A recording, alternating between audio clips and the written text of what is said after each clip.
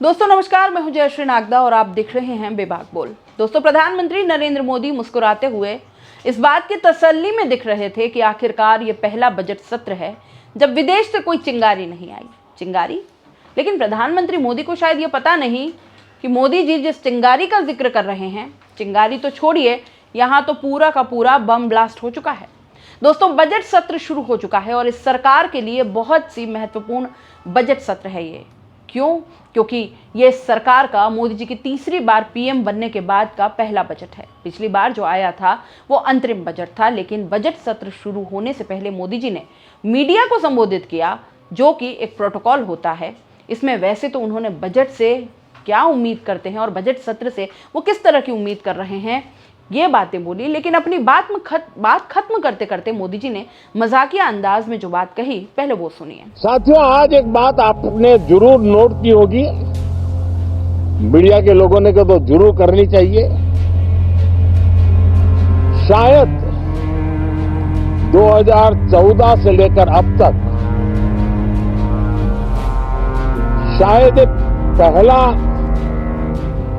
Parliament का सत्र है कि जिसके एक दो दिन पहले कोई विदेशी चिंगारी नहीं पड़ती है।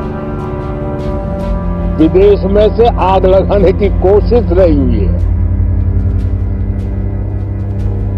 10 साल से यानी 14 से देख रहा हूं, हर सत्र के पहले शरारत करने के लिए लोग तैयार बैठते थे और यहां उसको हवा देने वालों की तो कमी नहीं है।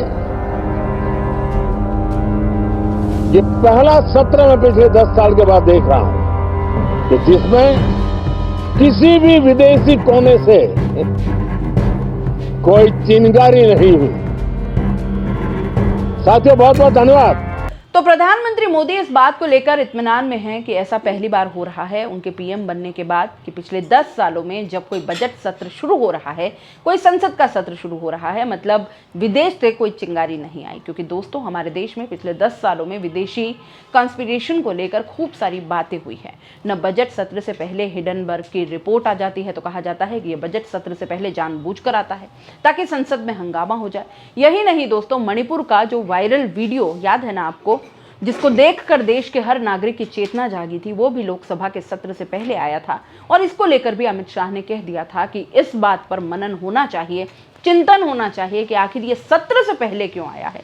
मतलब इस बात की टेंशन नहीं थी गृह मंत्री को कि आखिर ये सब कुछ क्यों और कैसे हुआ है मणिपुर में। इस बात की टेंशन थी कि लोकसभा के सत्र से पहले आखिर ये वीडियो आ कैसे गया। इसके अलावा पिछले वाले बजट सत्र तो आपको याद ही होगा, अमेरिका से एक खबर आ गई थी कि गौतम अडानी के खिलाफ अरेस्ट वारंट इशू हो गया, जिसके बाद पूरी की पूरी सरकार संसद के पूरे सत्र में गिरी रही। तो इस बात को लेकर इत्मीनान में थे मोदी जी कि इस बार ऐसा पहली बार हो रहा है कि विदेश से कोई चिंगारी नहीं आई है और यहाँ भी कई लोग हैं जो उस चिंगारी को हाथों हाथ लेते हैं। कम से कम मोदी जी के कहने का मतलब तो यही था कि पहली बात तो मोदी जी से यह पूछनी चाहिए थी उन पत्रकारों को जो वहां पर खड़े होकर मोदी जी की बात सुन रहे थे कि ये किस तरह का विश्व गुरु है हमारे प्रधानमंत्री कि विदेश की चिंगारी आती है, उनके देश में उस चिंगारी का असर होता है, मोदी जी कुछ नहीं कर पाते। मतलब जो विश्व गुरु लेवल का नेता एक फोन पर वॉर रुकवा देता है, वो विश्व गुरु लेवल का नेता इस बात की खुशी मना रहा है, इस बात को लेकर इत्मीनान में है कि चलिए इस बार तो सत्र से पहले कम से कम विदेश से कोई चिंगारी नहीं आई। तो प्रधानमंत्री मोदी को मैं बता देती हूं कि हो सकता है उनके आसपास के लोग, उनके आसपास के जो नेता या उनकी टीम ने उनको अभी तक ये नहीं बताया है कि इस बार चिंगारी नहीं, बल्कि ऐसा लगता है कि बहुत बड़ा बम धमाका उनके खुद के दोस्त डियर फ्रेंड ट्रंप कर रहे हैं। दोस्तों अमेरिका के राष्ट्रपति ट्रंप लगातार जिस तरह की बयानबाजी कर रहे हैं, लगातार वो न केवल भारत बल्कि ब्रिक्स देशों के लिए भी टेंशन वाली बातें कर रहे हैं। अब देखिए, आज मोदी जी कह रहे हैं कि विदेश से कोई चिंगारी नहीं आई, ये पहली बार हो रहा है। लेकिन मोदी जी को शायद पता नहीं है कि बजट सत्र शुरू होने से कुछ घंटे पहले ही ट्रंप ने सोशल मीडिया में एक बार फिर धमकाया है। किसे? ब्रिक्स देशों को। ट्रंप ने जिस तरह के शब्दों का इस्तेमाल किया है, जरा आप उस पर गौर कीजिएगा। दोस्तों ट्रंप कहते हैं कि यह विचार है कि ब्रिक्स देश डॉलर से दूर जाने की कोशिश कर रहे हैं जबकि हम खड़े होकर देख रहे हैं। अब ये नहीं चलेगा।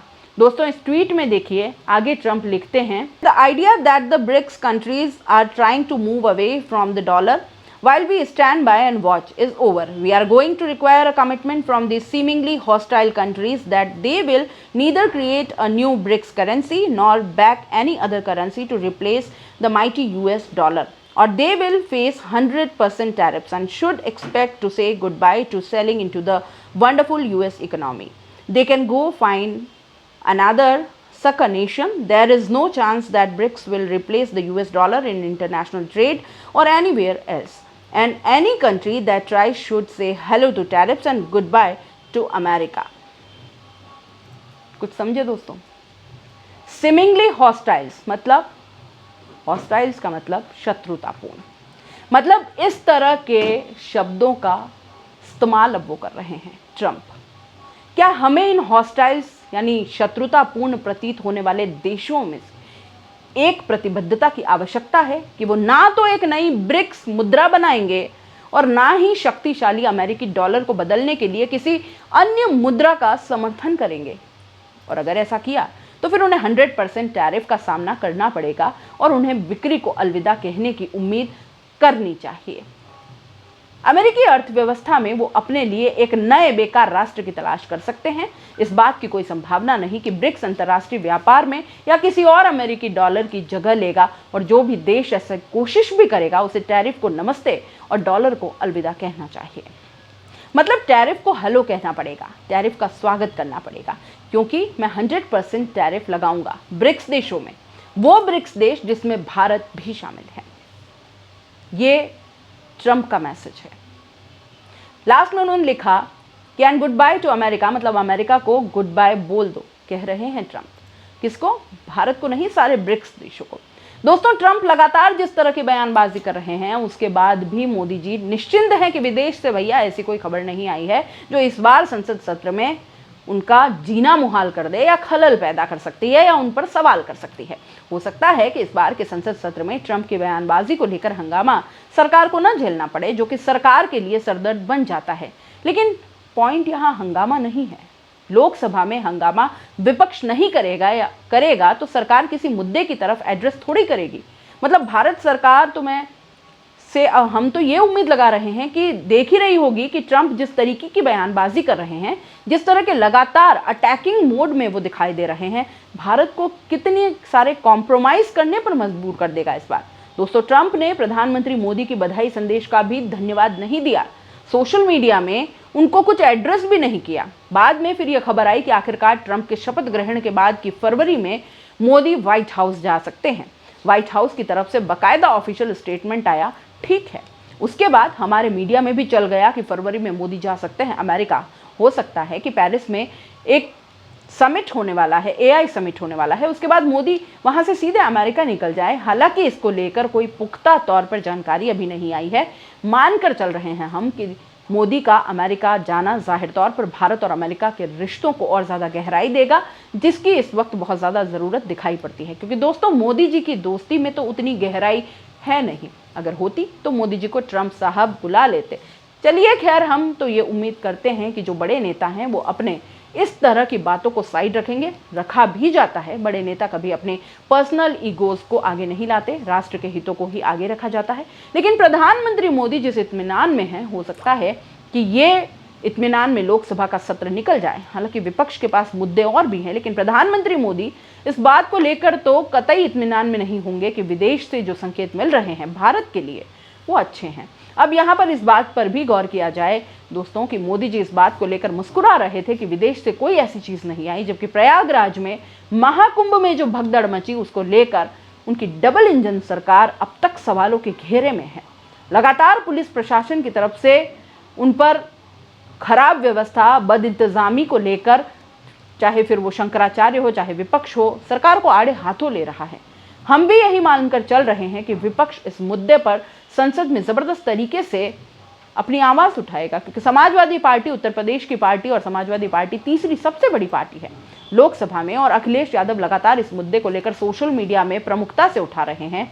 तो विपक्ष जाहिर तौर पर इस मुद्दे को संसद में उठाने का तो प्रयास करेगा, तो हाँ, ये कहा जा सकता है कि इतना आसान तो ये सत्र भी नहीं होगा इस सरकार के लिए, लेकिन फिर भी उम्मीद कर सकते हैं कि तमाम खबरों के बीच जो बजट पेश किया जाएगा वो कम से कम आम आदमी को कोई तो राहत देगा ही। आप क्या सोचते हैं? अपनी राय कमेंट बॉक्स पे लिख भेजिएगा। जाते जाते चैनल को लाइक, शेयर और सब्सक्राइब करना मत भूलिएगा। नमस्कार।